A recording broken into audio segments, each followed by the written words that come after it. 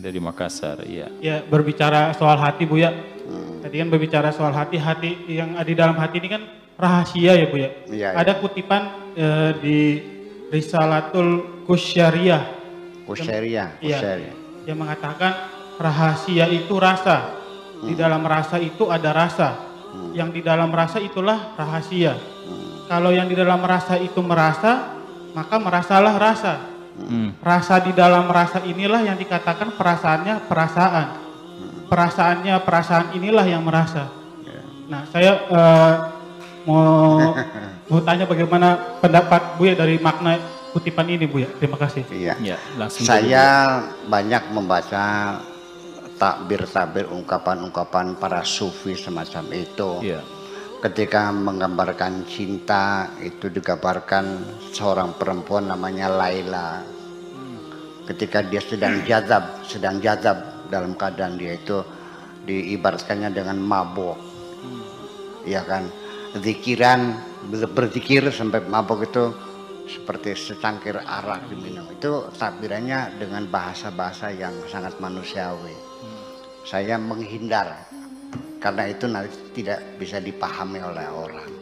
Saya bercerita tentang tasawuf dengan bahasa yang sederhana, bahasa yang paling mudah. Ternyata masih banyak yang belum mengerti kok. Apalagi dengan bahasa yang berbelit-belit seperti itu.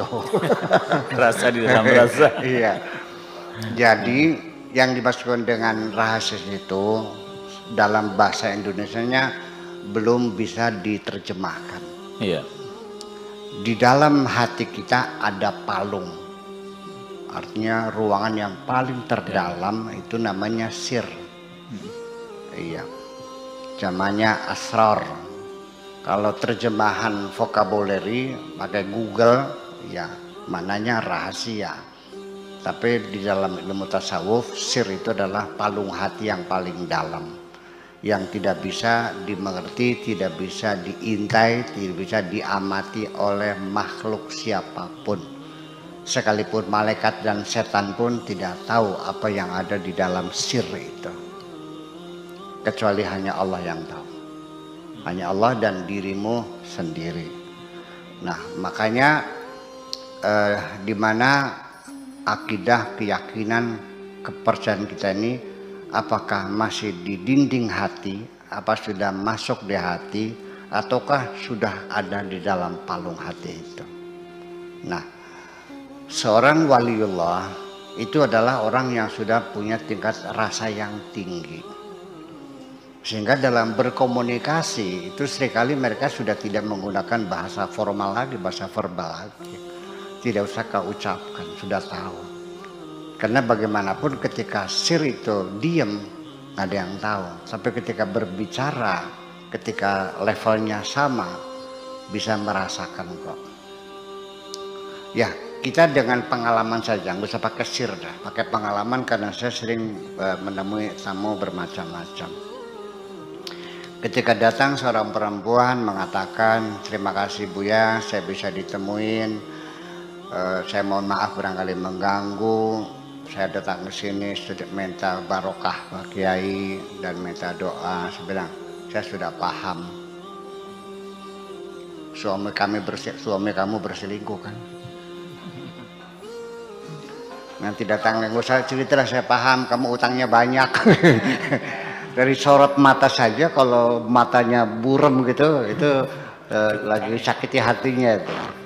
Kalau matanya tuh goncangannya seperti itu muter-muter lagi banyak utangnya gitu. Ya dengan gaya yang semacam itu. Ya sampai dengan logat yang diucapkan juga saya bisa menebak ini orang Sumedang, ini orang Subang, Purwakarta, ini orang ya kan. Kalau bilangnya Kayonge, orang mana tuh? Tegal. Iya kan. Bapak ke, mau mana tuh?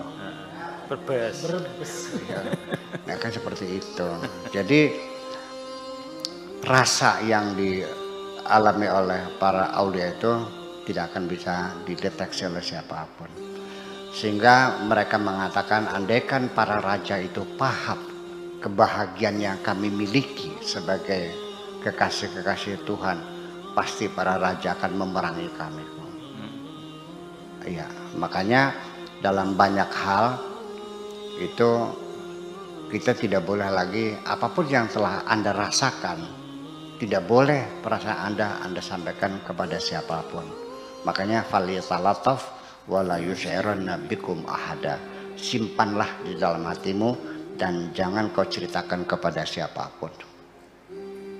Nah, itulah rasa yang paling dalam, yang bisa merasakannya kita sendiri.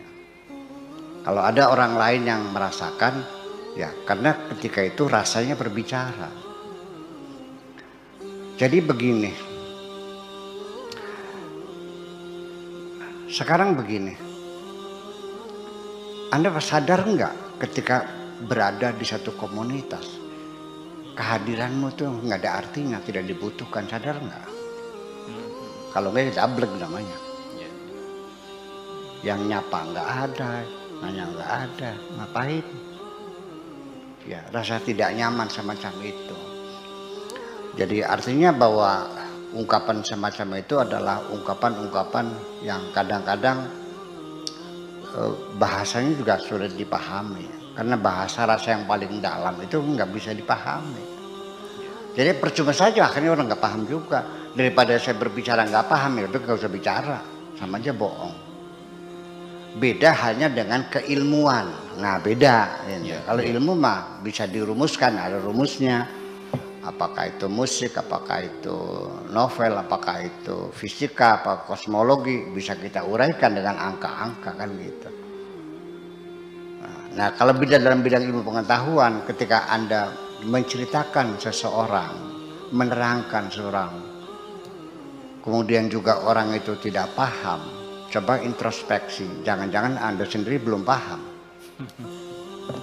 Ya. Ketika Anda tidak mampu menjelaskan, berarti Anda belum paham dong. Kalau orang paham, pasti anak kecil juga paham. Dan yang namanya berkomunikasi, bukan kerennya bahasa, bukan indahnya ungkapan, tetapi yang penting dapat dipahami oleh orang yang mendengarkan semacam itu. Sedangkan rasa tidak bisa dikomunikasikan, kecuali kita yang mendengarnya. Saya kira berputar sekitar itu. Risalah Al-Qusyariyah itu adalah berputar sekitar tentang rasa itu seperti apa, bagaimana mengkomunikasinya. Tidak bisa, kita tidak bisa.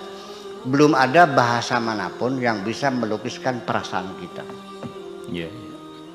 Itu makanya sampai rasa cinta pun pada akhirnya, kenapa engkau mencintaiku?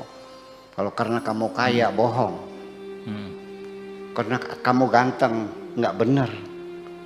Cinta yang benar ketika tidak ada alasan dan penyebabnya. Kenapa aku mencintaimu? Makasih gitu aja. Oke, terima kasih Bu ya.